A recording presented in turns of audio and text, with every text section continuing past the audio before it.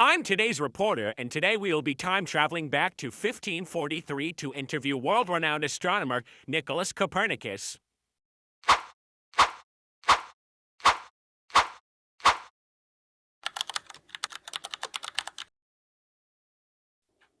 Thank you, Copernicus, for taking the time to meet with me. Can you tell me a little bit about where you were born? I was born in 1473 right here in Torun, Poland, a prosperous merchant city. Where did you study? I studied math, astronomy, and philosophy at the University of Krakow, and then I went on to Bologna, Italy to study religious law and astronomy. Then I moved to Padua, Italy to study law, medicine, and Greek. Wow, that's impressive. Can you tell me who influenced you?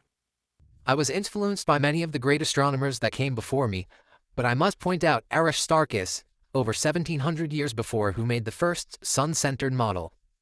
I noticed that you were publishing a new theory, but you finished it in 1530. Why are you waiting till now to publish it?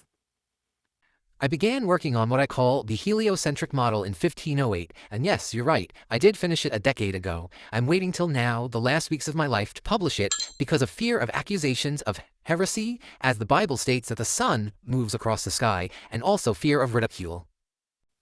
Can you explain the heliocentric model? Yes, my heliocentric model I believe to be more elegant and thus more likely to be correct. The Earth rotates on an axis daily. This accounts for the daily movements of the sun, moon, and stars across the sky. The stars are fixed in a distant outer sphere. The sun, not the Earth, is at the center, and the Earth is simply one of the planets which circles the sun at different speeds. The oceans and the atmosphere are part of the Earth. How does your model compare to the geocentric model by Ptolemy? I believe that it's far easier to predict the movement of the planets if the sun is in the center, not the Earth. In the heliocentric model, the stars do not move like in the geocentric model, which believe that the stars are actually closer than they really are and that they orbit around a ring. Another difference between Ptolemy's model and mine is the way we account for retrograde, which is the apparent backwards motion of Mars.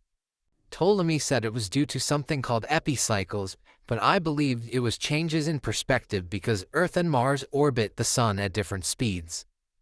Now that your theory is out, can you tell me how others are receiving it?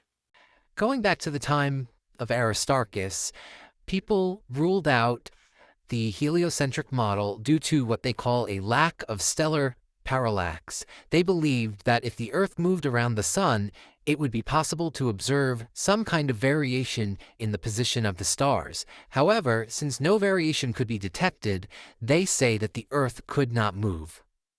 I expect the publication of my book, De Revolutionibus Orbium Coelestium, or On the Revolutions of the Celestial Spheres, will be received with backlash and condemnation from society.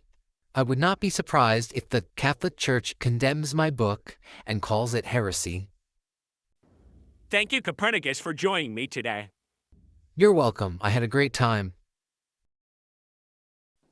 Breaking news. We just got word that Copernicus has passed away moments after this interview in 1543.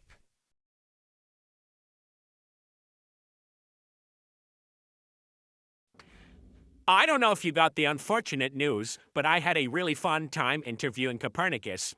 Hope you have the great rest of your day. I'm out.